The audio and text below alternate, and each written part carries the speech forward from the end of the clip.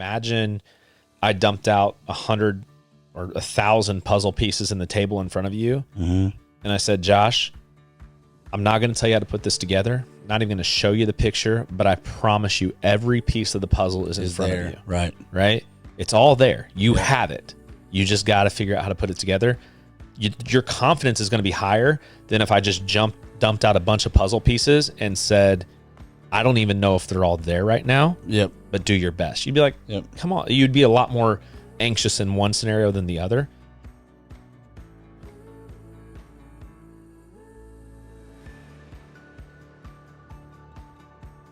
Recently, we started sending out like these Sunday series emails, and they're meant to be, I don't know, a fun read. Yeah, something that takes beneficial. 2 or 3 minutes to read, but hopefully you can chew on it for maybe even 2 or 3 days. But just to give you a lot of moments of self-reflection, hopefully to improve the financial planning process, make us better financial stewards, trying to just create these like financial warriors that can go out and get things done, get things accomplished. So with that, I want to read the last paragraph of the email that was sent out. It says, if you can't find a way to be satisfied with enough, you may never be satisfied with anything. There will always be someone or something else ahead of you. Even if the only person ahead of you is your future self, and the only thing left in front of you is death. And sadly, you are constantly killing yourself, your current self, to arrive there. That's such a good quote. I think the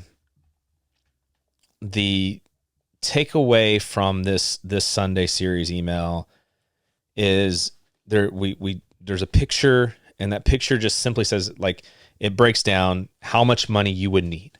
And in one side of the graph, it's really, really high. It's a lot of money. You would need a lot of money to, quote unquote, get ahead. And it's a fractional amount of money needed to have enough. Something else I just noticed with the picture, it's also infinite. Like it does. It goes through the going top. and going and going. Yeah. So the reality is we speak a lot to goals. We want our clients to be goal focused. We talk a lot about cash flows, and we want people to be in control of their spending and know where their money's going. We want their outflows to match the passions that they have in their life. If you ask me what I care about, it's I really care about my daughter. I have a huge passion for hockey. I enjoy what I do for a living. If you look at my bank account, most of my transactions would match up to that. Yeah, you would look in, you'd be like, oh, he spent money at a hockey game, or he bought hockey equipment, or he took his daughter to dinner. Like you would see that stuff. And it breaks my heart when people tell me their passions, but then you look at their outflows and it's all to obligatory spending. Yep. And it's like, man, you're just, that's what is stressing you out so much, is you have money, you're just not spending it where it matters. Yep. And so that's really, it's about saying, okay, what does matter? And maybe starting from a point that, like, I already have enough, right? There's and another part of this email is, and we acknowledge there's definitely people in this world that do not have enough. And for that, we need to focus on that one. Like as a community, come together and do more. But for most of the people that we interact with, and most of the people listening, a lot of people do have enough. And sometimes it's just acknowledging or realizing that. And here I mentioned, kind of trying to just take a moment to say, like, even if it's not completely true today, like even if you are lacking in some things that you really, really need, just taking a moment and saying, like, okay, what if, like, I'm just going to tell myself today I do have enough. Like, I got dinner on the table, I got a roof over my head, I have enough right now. Now let's start, instead of building goals based on things my neighbor have, or things my friends or family have, like things like, oh, my parents had their house paid off, when they were my age. So I should also, instead of chasing things from everyone else, keeping up with the Joneses, or borrowing our goals from other people, the collective greater humanity or Instagram or whatever, instead of doing that, let's just say, okay, I'm going to start with the fact that I have a roof over my head. I have dinner on my plate. I got people that love me. And with that, what is something that, like, with what I have, how can I be a better steward of the things, the resources that I have, the time, the love, the compassion, the empathy? I have these things now. How can I be a better steward so I can have more of the same and not have to worry about it ever running out? I think of like, and also like before you start trying to create more goals, just like it says in the email, it's like having that simple satisfaction with what you do have and sitting back and reflecting on that and being like, okay. Yeah. And I'm simply satisfied, with what I have right here. And I think that that's where, like, we talk a lot about like farming. Like you want to have a farmer's mentality with the resources that we are entrusted with, or that we are blessed with. The idea that if I do have dinner on the table tonight, it isn't a promise that dinner will forever be there, right?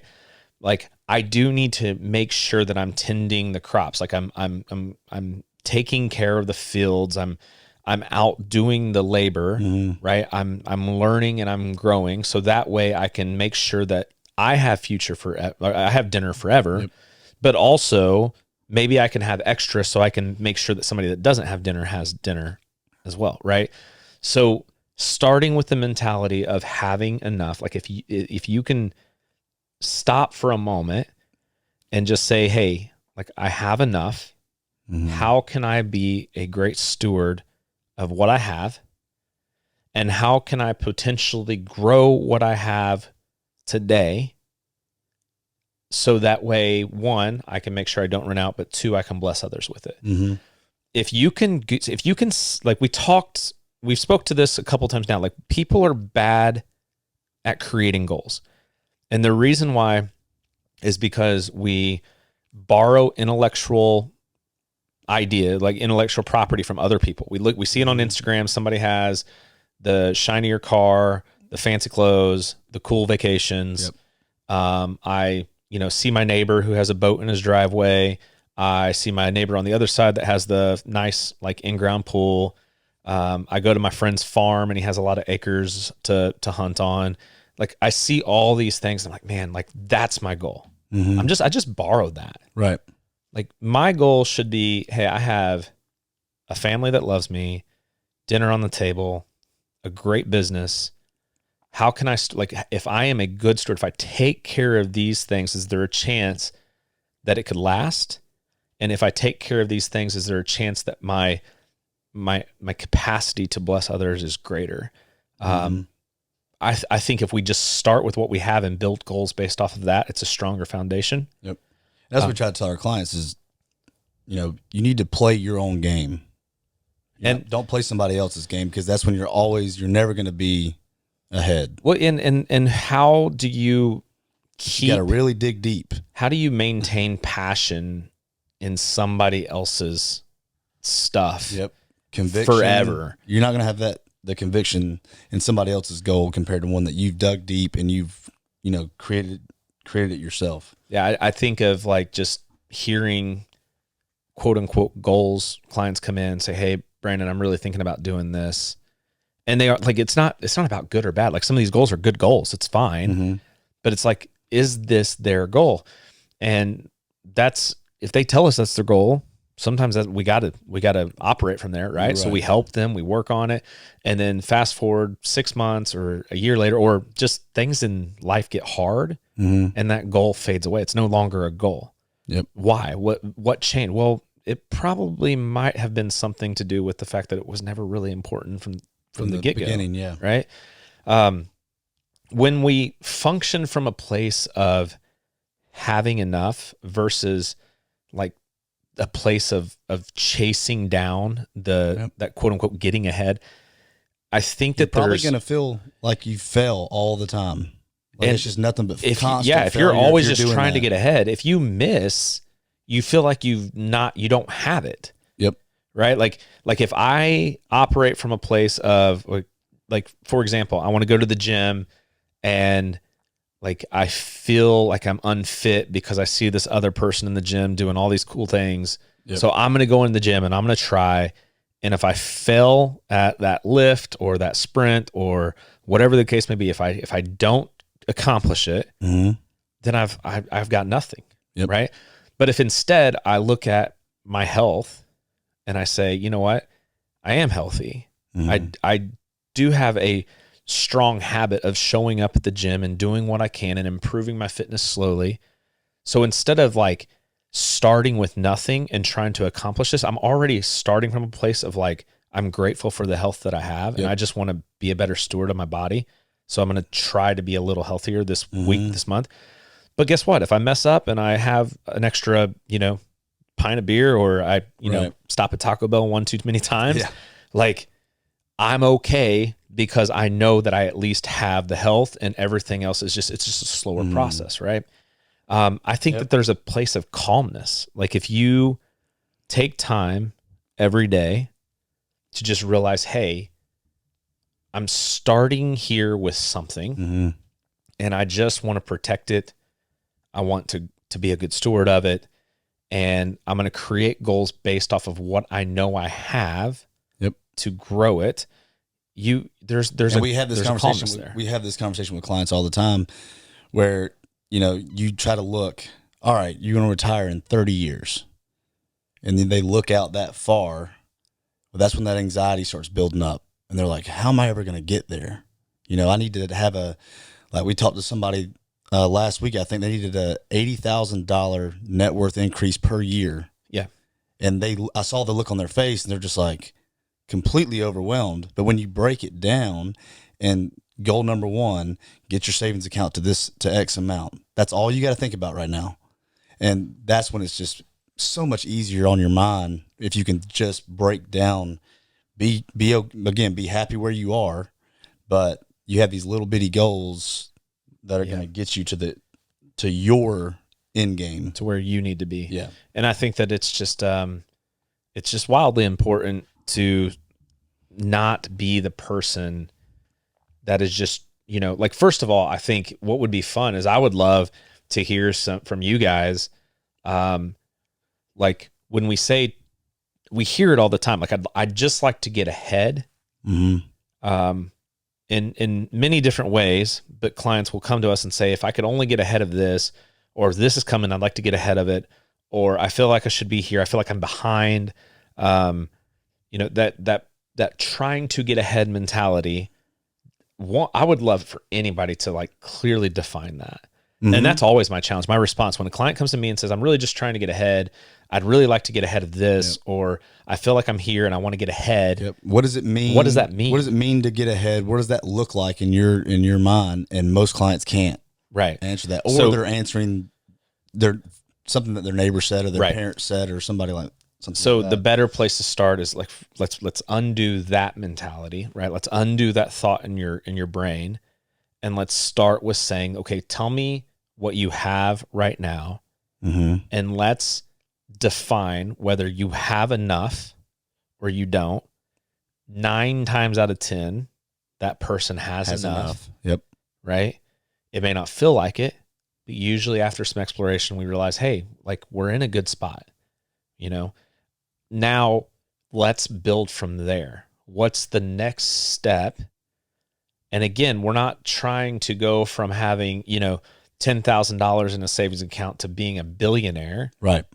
We're trying to say, okay, what's the next step so that I can be confident that I'm safe and I can take care of the people that I love, and that I will never become a burden, and I will be able to provide myself access to healthcare, access to a life later on down the road that I've been dreaming about, like doing the things that I'm passionate about, giving to churches or charities that I have convictions to give to.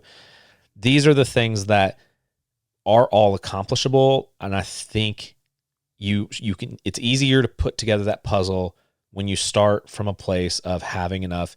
Speaking to puzzles, I think the analogy just popped in my head. Like imagine I dumped out 100 or 1,000 puzzle pieces in the table in front of you. Mm-hmm. And I said, Josh, I'm not going to tell you how to put this together. I'm not even going to show you the picture, but I promise you every piece of the puzzle is in front of you. Right. Right? It's all there. You have it. You just got to figure out how to put it together. Your confidence is going to be higher than if I just dumped out a bunch of puzzle pieces and said, I don't even know if they're all there right now. Yep. But do your best. You'd be like, Yep. Come on. You'd be a lot more anxious in one scenario than the other. So that's the bulk of that email. The Sunday series, again, it's meant to just say, hey, here's a little piece of a financial nugget. Yep. We talk about golden nuggets. Here's a Sunday little reflection. golden nugget. Take 2 or 3 minutes to read this, and then allow yourselves a few minutes here and there over the next week to think about it, and then call Josh, call Brandon, and let's have a conversation about how that impacts your financial plan, Mm-hmm. what it does to creating, like, if we redefine having enough, what does that do to my liquidity needs? What does that do to my real estate ambitions? What does that do to my qualified accounts? Does it make me finally say, yes, I can take off some risk because I hate the volatility in my account, but I've been shooting for the stars because that's what I feel like I was supposed to be doing. Because again, that's what my that's neighbor the did. quickest way to get ahead. What changes in your financial landscape when we start from a place of abundance and saying I have enough, and I want to be a good steward of what I have and grow it responsibly, versus starting from a place of scarcity and just saying, all I need to do, I just need to figure out how to get ahead, and chasing this like endless, imageless goal that we can't define. And that's really what this past Sunday series was about. And, we'd love to hear from you, your thoughts. How do you differentiate, when I say trying to get ahead, what does that mean to you versus having enough? What does that mean to you? Mm-hmm. How does each of those things make you feel? We'd love to hear from you. Josh, you got anything? Nope. I love the having enough, having that simple satisfaction. I love that.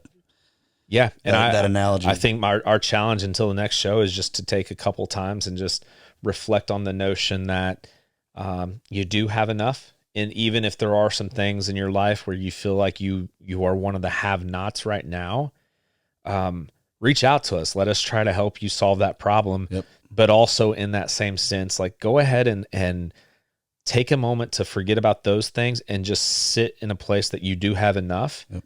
And celebrate that. And celebrate what you do have, and try to, it's just one of those mentalities, like the old coaching kind of things of success breeds success, right? Like if I can focus on, hey, you know what? I got a place to sleep tonight. It's not my own place, but it's a place to sleep. Yep. That's enough for tonight.